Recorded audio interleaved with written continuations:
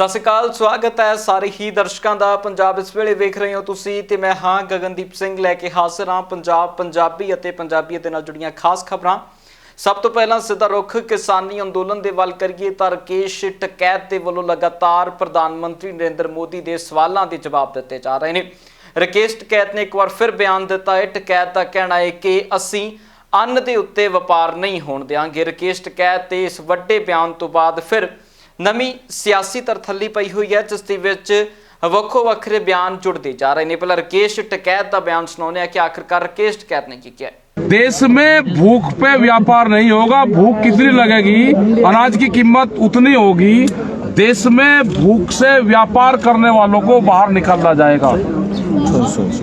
जिस तरह से फ्लाइट के टिकट एक ही दिन में 4 बार उनके टिकटों के रेट ऊपर नीचे होते हैं, इसी तरह से अनाज की कीमतें किस आदमी को किस टाइम पे कितनी भूख लगेगी उसकी कीमत, देश में अनाज की कीमत भूख पे तय नहीं होगी। उन्होंने बोला कि अभी रास्ते अभी भी खुले हैं, सदन के रास्ते के थ्रू भी हम न्योता से जमीन से जोड़कर कहा है जो कॉन्ट्रैक्ट फार्मिंग यार तुम्हें दिक्कत हो रही है। दूध की भी ये पॉलिसी लेकर आ रहे हैं। बाहर से दूध बहुत निर्यात हो रहा है। देश का किसान जो दूध उत्पादन करने वाला है वो मर गया पूर्ण रूप से।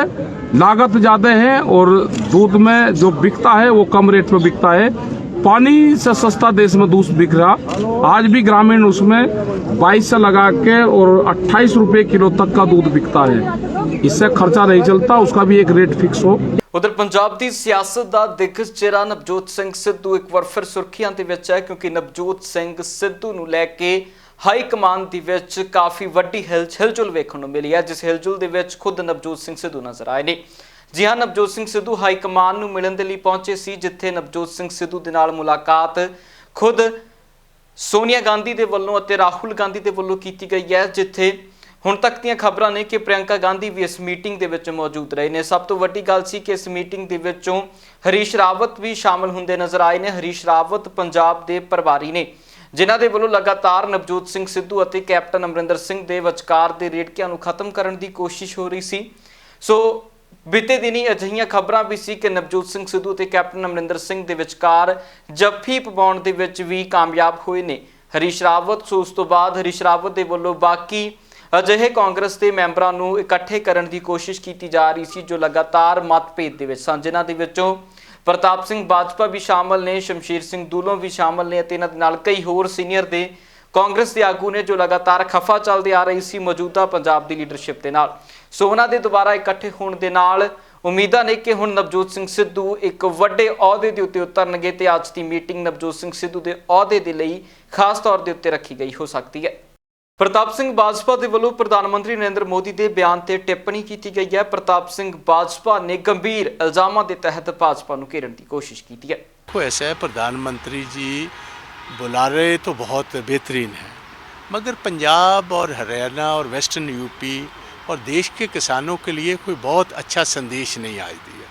हम तो इंतज़ार कर रहे थे कि प्रधानमंत्री जी को बढ़िया बात कहेंगे, लोग इंतज़ार में थे कि मोदी जी आएंगे, वो अच्छी बात आज करेंगे। तो मोदी जी ने तो जैसे कहते हैं पंजाबी में कहते हैं घुंघरूआ तो मिट्टी चाटनी, कोई वैसी बात नहीं कि लंबी चौड़ी बातें ज़रूर की हैं, मगर कोई ठोस उसमें किसानों के लिए बात आई नहीं सामने। और एक बात के अलावा कि उन्होंने कहा कि पंजाबी और सिख जो हैं उनकी जो देश में जो आज़ादी मिली है या देश के बाद आज़ादी को बरकरार रखने में उनका बहुत एक बड़ा योगदान है, उसको कोई देश कभी भूल नहीं सकता।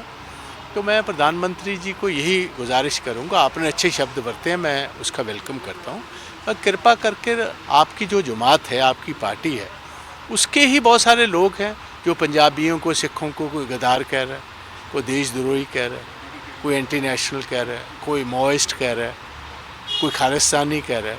कम से कम इनको प्रधानमंत्री जी को थोड़ी चेतावनी देनी चाहिए, इनको रोकना चाहिए कि भाई ऐसी बातें आप मत करो।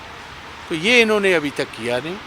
तो मैं समझता हूँ को बहुत ज़्यादा मुझे कोई नज़र नहीं आया कि इस किसानों के लिए, बाकी बातें तो सर वो इन्होंने बहुत सारी की हैं अपनी सरकार की उपलब्धियों की। और जहाँ तक किसानों की एजिटेशन है, 154 लोग, 94 लोग की डेथ हो चुकी है, एक शब्द नहीं। जो देखिए हम ये पार्टी की बात कर रहे हैं, डेमोक्रेसी की, ह्यूमन राइट्स वायलेशंस हैं। बिजली का कनेक्शन काट दिया, पानी का कनेक्शन काट दिया, इंटरनेट के कनेक्शन काट दिए, टॉयलेट जो लगे उनका पानी का कनेक्शन काट दिया। ये जो वायलेशंस हो रही हैं हिंदुस्तान में, महात्मा गांधी का देश जहाँ डिक्टेटरशिप है वहाँ तो ये बातें सुनी हैं, मगर ऐसे देश में अगर ऐसे ये इनका वातावरण रहेगा तो देश के हित में नहीं। उधर देश के प्रधानमंत्री नरेंद्र मोदी के वल्लों खेती कानूनों ਨੂੰ ਲੈ ਕੇ टिप्पणी की गई। पार्लीमेंट के दौरान बोलदਿਆਂ ਉਹਨਾਂ ਦਾ ਕਹਿਣਾ ਸੀ कि खेती कानून बिल्कुल सही ने, एक बार इन्हां कानूनों ਨੂੰ लागू हो लैण ते जेकर कोई दिक्कत हुंदी है तो असीं बाਅਦ ਦੇ ਵਿੱਚ इन्हां ਨੂੰ वापस ਲੈ सकते हैं। सो प्रधानमंत्री नरेंद्र मोदी ਦੇ इन्हां ਸਾਰੇ ही बयानों के उत्ते हुण सियासत गरमाई है। ਵੱਖੋ ਵੱਖਰੇ सियासी बयान ने जिन्हां दे वल्लों एक एक करके जवाब दिता गया है प्रधानमंत्री नरेंद्र मोदी के सवालों का। पहला रवनीत बिट्टू की गल सुनाने आ। रवनीत बिट्टू ने जवाब दिता है प्रधानमंत्री नरेंद्र मोदी की हर एक गल का। देखो, सब तो पहला तो अज जो प्राइम मिनिस्टर साहब ने पंजाबियों नूं, खास तौर ते सिखां दी गल, पंजाबियों की गल, पंजाब की गल, उन्हां लई असीं बहुत उन्हां दे शुक्रगुजार हाँ, धन्नवाद करते हैं, क्योंकि बहुत दुनिया दे विच एक मैसेज सुनेहा जिहड़ा ये गया है। उदों बाद जे गल आपां कर लईए MSP दी, MSP सीगी, हैगी, रहूगी, उन्होंने कहा। फिर असी की कहने हैं, यही किसान कह रहे हैं भी MSP जे रहूगी तो फिर आपां नूं लीगल गारंटी लिखण च की औकड़ की आ, वो लिख देनी चाहिए आ।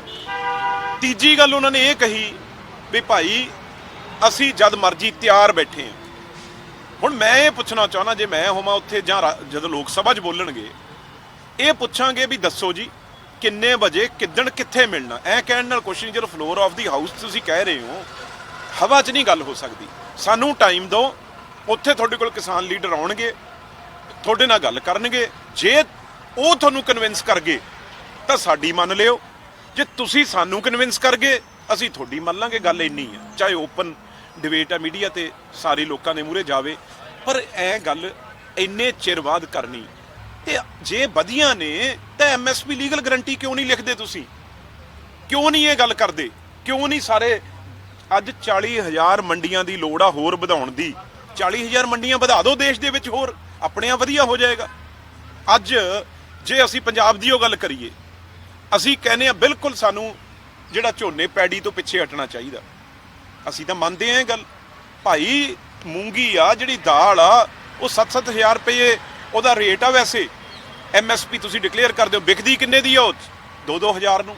उधर गुरजीत औजला भी लगातार जंतर मंतर के उत्ते धरने ते बैठे ने। कांग्रेस के सांसद उन्होंने नाल मौजूद ने, जिन्हां दे विच रवनीत बिट्टू है, जसवीर डिंपा ने ते उन्हां दे नाल ही विधायक कुलवीर जीरा ते होर कई सीनियर कांग्रेस के आगू भी उत्थे मौजूद रहिंदे ने। सो इस दरम्यान गुरजीत औजला दे वल्लों भी प्रधानमंत्री नरेंद्र मोदी के बयान के उत्ते टिप्पणी की गई है।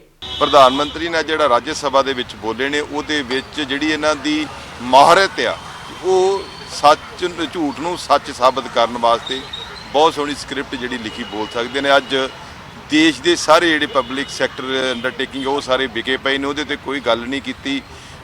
तेल इन्ना महंगा क्यों हो रहा, उहदी चिंता किते सानूं दिखाई नहीं दित्ती।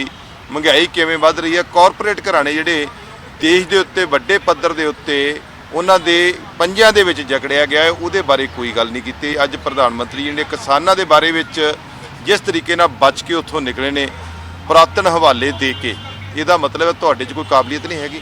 ਧਰਨੇ ਤੇ ਤੁਹਾਡੇ ਅੰਗੇਸ ਲੱਗੇ ਨੇ, ਗੱਲ ਤੇ ਤੁਸੀਂ ਦੱਸਣੀ ਹੈ, ਪੁੱਛਣਾ ਤੇ ਤੁਹਾਡੇ ਕੋਲ। ਤੁਸੀਂ ਵਿੱਚ ਡਾਕਟਰ ਮਨਮੋਹਨ ਸਿੰਘ ਜੀ ਦਾ ਜ਼ਿਕਰ ਦੇ ਕੇ, ਲਾਲ ਬਹਾਦਰ ਸ਼ਾਸਤਰੀ ਦਾ ਜ਼ਿਕਰ ਦੇ ਕੇ, ਤੁਸੀਂ ਵੱਡੇ ਪਿਛਲੀਆਂ ਸਰਕਾਰਾਂ ਦੇ ਜ਼ਿਕਰ ਦੇ ਕੇ ਤੁਸੀਂ ਬਚ ਨਹੀਂ ਸਕਦੇ। ਮੌਜੂਦਾ ਤੁਸੀਂ ਜੇ ਕਾਨੂੰਨ ਤੁਸੀਂ ਲੈ ਕੇ ਆਏ, ਔਰ ਤੁਸੀਂ ਪ੍ਰੋੜਤਾ ਫਿਰ ਉਸ ਗੱਲ ਦੀ ਕਰਦੇ ਜੇ ਜਿਸ ਮੰਤਰੀ ਦੇ ਸਾਹਮਣੇ ਐਕਸਪਰਟ ਫੇਲ ਹੋ ਗਏ। ਹੁਣ 15 ਦੇ ਕਰੀਬ ਤੁਸੀਂ ਜਿਹੜੇ ਸ਼ੋਧ ਨੇ ਉਹਦੇ ਵਿੱਚ ਕਰਨ ਲਈ ਰਾਜੀ ਹੋ ਗਏ ਹੋ, तो फिर तुसी उहदी प्रौढ़ता करते कि मंत्री साहब ने कहा जी काला कानून किस तरह है।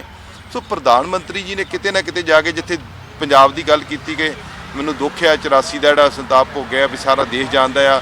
सिखां की जिथे उन्होंने तारीफ की, जिथे 1947 का जिक्र किया, तो मैं पूछना चाहना है जिहड़ा पंजाब आ, पंजाब का फिर RDF कित्थे गया? उहदे रूरल डिवेलपमेंट फंड ते क्यों कटौती लाई जा रही है? उधर कर्नाटक के सांसद भी किसानों के हक दे विच पुगते ने। उन्हों का कहना है कि लगातार सरकार पूंजीपतियों के लिए काम कर रही है, जिसनूं लैके उन्होंने वड्डी टिप्पणी की है कि कुछ कह रहे हैं कर्नाटक के सांसद हुसैन। वो सुनते हैं। देखिए, जिस तरह का भाषण आज हुआ है उसमें सिर्फ पुरानी घिसी पिटी बातें, पुराने पॉलिटिकल भाषण, उसमें किसानों की समस्या को लेके कुछ बात नहीं। इतने सारे इश्यूज हम लोगों ने जो उठाया था अपोजिशन पार्टी, उसकी बात नहीं। अपनी ही पीठ थपथपा रहे हैं। प्रधानमंत्री मनमोहन सिंह, जो पूर्व प्रधानमंत्री मनमोहन सिंह की कोई चिट्ठी, शरद पवार जी किस कॉन्टेक्स्ट में क्या लिखे थे, वो सब चीज़ें लेके बचने की उसके पीछे बचने की ये कोशिश कर रहे थे। हमारा एकदम साफ मार मजाक उड़ाने का, अपोजिशन का, बुद्धिजीवियों का मजाक उड़ाने का, आंदोलन जीवियों का मजाक उड़ाने का। इसका मतलब कोई और किसी के लिए बोली ही मत। और ये बोले समाधान की समस्या का साथ समस्या के साथ, हाँ, समस्या के साथ मत रहिए, समाधान का साथ रहिए। भाई समस्या ही आप हैं। जितनी देश भर में समस्याएं हैं तो आप ही की वजह से हैं। 6 साल आपके हाथ में सत्ता थी, देश था, आपने सारे समस्याएं खड़ा कर दी। हम तो समाधान करवाना चाह रहे हैं, आप समाधान देना नहीं चाह रहे ना देश को। उधर अखिलेश प्रसाद के वलों भी प्रधानमंत्री नरेंद्र मोदी की टिप्पणी के उत्ते जवाब दिता गया। ये तो शुरू से सरकार कह रही है, इस बात का कोई मतलब ही नहीं है। जब तक ये कानून वापस नहीं होगा, तो जब मंडी नहीं रहेगी, एपीएमसी एक्ट समाप्त हो गया, कॉन्ट्रैक्ट फार्मिंग की बात उसमें हो रही है, तो जब कुछ रहेगा नहीं तो एमएसपी कहाँ से रहेगा। और किसानों को पहले से ऐसा तो नहीं है कि केवल मंडी में बेचने का प्रावधान था, वो पहले से भी कहीं बेच सकते थे। बिहार में मंडी नहीं है तो वहाँ के किसान तो दूसरे जगह बेचते थे। उत्तर प्रदेश में जहाँ मंडी नहीं है वहाँ दूसरे जगह बेचते थे। तो इसमें कोई फेवर करने की बात तो हो नहीं रही है। और सबसे पहले एपीएमसी एक्ट बिहार में ख़त्म हुआ था 2006 में। आज वहाँ 1 एकड़ में किसानों की आमदनी 3,000 रुपये है वार्षिक स्तर पर, और हरियाणा और पंजाब में वो 15,500 16,000 है। तो इससे समझा जा सकता है कि जो प्रयोग सबसे पहले बिहार में हुआ, अगर वही पूरे देश में होगा तो वहाँ भी देश भर के किसानों की माली हालत ख़राब होगी। इसलिए किसान इस बात को अच्छी तरह से समझ चुके हैं। आज कोई प्रधानमंत्री ने नई बात नहीं की। उसके उलट हम लोग ये अपेक्षा कर रहे थे कि आज शायद कोई ठोस आश्वासन किसानों को मिलेगा और ये वापस करने की दिशा में कोई बात कहेंगे। उधर पंजाब ਦੇ ਵਿੱਚ नगर निगम ਚੋਣਾਂ ਨੂੰ ਲੈ ਕੇ ਸਿਆਸਤ ਗਰਮਾਈ ਹੋਈ ਹੈ ਤੇ ਇਸੇ ਪੱਖੀ ਸਿਆਸਤ ਦੇ ਦਰਮਿਆਨ ਰਾਜਕੁਮਾਰ ਵੇਰਕਾ ਅਤੇ ਵਿਕਰਮ ਮਜੀਠੀਆ ਆਮੋ ਸਾਹਮਣੇ ਨਜ਼ਰ ਆ ਰਹੇ ਨੇ। ਵਿਕਰਮ ਮਜੀਠੀਆ ਦੇ ਵੱਲੋਂ ਕਾਂਗਰਸ ਦੀ ਮੌਜੂਦਾ ਸਰਕਾਰ ਦੇ ਉੱਤੇ ਟਿੱਪਣੀ ਕੀਤੀ ਗਈ ਹੈ ਕਿ ਕੁਝ ਕਹਿ ਰਹੇ ਨੇ ਵਿਕਰਮ ਮਜੀਠੀਆ। ਸੁਣਦੇ ਹਾਂ ਤੇ ਫਿਰ ਇਹਨਾਂ ਸਵਾਲਾਂ ਦੇ ਜਵਾਬ ਖੁਦ ਰਾਜਕੁਮਾਰ ਵੇਰਕਾ ਦੇ ਵੱਲੋਂ ਦਿੱਤੇ ਗਏ ਨੇ। ਅੱਜ 4 ਸਾਲ ਪੂਰੇ ਹੋ ਗਏ ਆ। 4 ਸਾਲਾਂ 'ਚ ਕਾਂਗਰਸ ਪਾਰਟੀ ਦੇ ਲੀਡਰਾਂ ਨੇ ਔਰ ਖਾਸ ਤੌਰ ਤੇ ਇੱਥੋਂ ਦੇ ਐਮਐਲਏ ਨੇ ਘਰ ਘਰ ਫਾਰਮ ਭਰਾਏ ਸੀ, ਘਰ ਘਰ ਨੌਕਰੀ ਦੇ। ਨਾ ਤਾਂ ਘਰ ਘਰ ਨੌਕਰੀ ਦਾ ਕੁਝ ਬਣਿਆ। ਬੱਤੀ ਦੇ ਰੇਟ ਬਿਜਲੀ ਦੇ ਅੱਜ 9 ਰੁਪਏ ਯੂਨਿਟ ਹੋ ਗਏ ਆ। ਲੋਕਾਂ ਨੂੰ ਬਹੁਤ ਵੱਡੀ ਮਹਿੰਗਾਈ ਦਾ ਸਾਹਮਣਾ ਕਰਨਾ ਪੈ ਰਿਹਾ। ਇਸੇ ਤਰ੍ਹਾਂ ਡੀਜ਼ਲ ਪੈਟਰੋਲ ਦੇ ਦਾਮਾਂ ਤੇ ਟੈਕਸ ਲਾ ਕੇ ਉਹਦੀ ਬਹੁਤ ਵੱਡੀ ਵਸੂਲੀ ਹੋ ਰਹੀ ਹੈ। ਲੋਕਾਂ ਨੂੰ ਬੋਝ ਪੈ ਰਿਹਾ। ਜਿਹੜੇ ਸ਼ਗਨ ਦੇ ਚੈੱਕ ਸਨ, ਜਿਹੜਾ 51,000 ਕਰਨ ਦੀ ਗੱਲ ਸੀ 4 ਸਾਲ ਉਹ ਟਪਾ ਤੇ। ਪੈਨਸ਼ਨ 2,000 ਕਰਨ ਦੀ ਗੱਲ ਸੀ ਉਹ ਨਹੀਂ ਦਿੱਤੀ। ਲੋਕਾਂ ਦੇ ਆਟੇ ਦਾਲ ਦੇ ਕਾਟ ਕੱਢਤੇ। ਇਹ ਸਾਰੇ ਮੁੱਦਿਆਂ ਨੂੰ ਲੈ ਕੇ, ਡਿਵੈਲਪਮੈਂਟ ਨੂੰ ਨਾਲ ਲੈ ਕੇ ਸਿਰਫ ਤੇ ਸਿਰਫ ਅੱਜ ਧੱਕੇਸ਼ਾਹੀ ਦੇ ਬਲ ਤੇ ਇਲੈਕਸ਼ਨ ਜਿੱਤਣਾ ਚਾਹੁੰਦੇ ਆ। ਐਮਐਲਏ ਸਾਹਿਬ ਨੇ ਇੱਥੋਂ ਦਿਆਂ ਨੇ ਜ਼ੋਰ ਮਾਰ ਲਿਆ ਕਿ ਕਾਗਜ਼ ਕੱਟੇ ਜਾਣ, ਕਾਗਜ਼ ਸ਼੍ਰੋਮਣੀ ਅਕਾਲੀ ਦਲ ਦੇ ਰੱਦ ਹੋ ਜਾਣ। ਮੈਂ ਧੰਨਵਾਦੀ ਹਾਂ ਉਹਨਾਂ ਅਫਸਰਾਂ ਦਾ ਜਿਨ੍ਹਾਂ ਨੇ ਸਹੀ ਕੰਮ ਕੀਤਾ। ਮੈਂ ਅੱਜ ਵੀ ਲੋਕਾਂ ਨੂੰ ਅਪੀਲ ਇਹ ਕਰਦਾ ਕਿ ਇਹ ਇਲੈਕਸ਼ਨ ਕਿਸੇ ਹੋਰ ਦੀ ਨਹੀਂ, ਇਹ ਇਲੈਕਸ਼ਨ ਤੁਹਾਡੇ ਇਨਸਾਫ ਦੀ ਹੈ, ਤੁਹਾਡੇ ਭਲੇ ਦੀ ਹੈ। ਜੇ ਕੈਪਟਨ ਅਮਰਿੰਦਰ ਸਿੰਘ ਦਾ ਇਸੇ ਤਰ੍ਹਾਂ ਜੋ ਮਹਿੰਗਾਈ ਦਾ ਹਿਸਾਬ ਕਿਤਾਬ ਕੀਤਾ ਹੋਇਆ, ਭਾਵੇਂ ਉਹ ਬਿਜਲੀ ਦੇ ਰੇਟ ਹੈ, ਭਾਵੇਂ ਉਹ ਤੇਲ ਦੀਆਂ ਟੈਕਸ ਲਾ ਕੇ ਜਿਹੜੀ ਵਸੂਲੀ ਹੈ, ਇਹ ਸਾਰੀ ਚੀਜ਼ਾਂ ਨੂੰ ਜੇ ਕਾਂਗਰਸ ਨੂੰ ਸਬਕ ਸਿਖਾਉਣਾ ਤੇ ਇਸ ਵੇਲੇ ਜੰਡਿਆਲੀ ਜਿਹੜੀ ਕਸਬੇ ਦੀ ਚੋਣ ਹੈ ਉਹਦੇ 'ਚ ਕਾਂਗਰਸ ਨੂੰ ਚੱਲਦਾ ਕਰੋ। ਤੇ ਹੁਣ ਰਾਜਕੁਮਾਰ ਵੇਰਕਾ ਦੀ ਗੱਲਬਾਤ ਸੁਣਾਉਂਦੇ ਆ। ਰਾਜਕੁਮਾਰ ਵੇਰਕਾ ਦਾ ਕਹਿਣਾ ਹੈ ਕਿ ਭਾਜਪਾ ਹੋਵੇ ਜਾਂ ਅਕਾਲੀ ਦਲ ਹੋਵੇ, ਉਹ ਇਸ ਕਰਕੇ ਕਾਂਗਰਸ ਉੱਤੇ ਟਿੱਪਣੀ ਕਰ ਰਹੇ ਨੇ क्योंकि ਇਹਨਾਂ ਦੀਆਂ ਜ਼ਮਾਨਤਾਂ ਜ਼ਬਤ ਹੋਣੀਆਂ ਨੇ। ਹੋਰ ਕੀ ਕੁਝ ਰਾਜਕੁਮਾਰ ਵੇਰਕਾ ਨੇ ਕਿਹਾ, ਉਹ ਸੁਣਦੇ ਆ। जिनका कोई गोत्र नहीं उनका कुशाल गोत्र।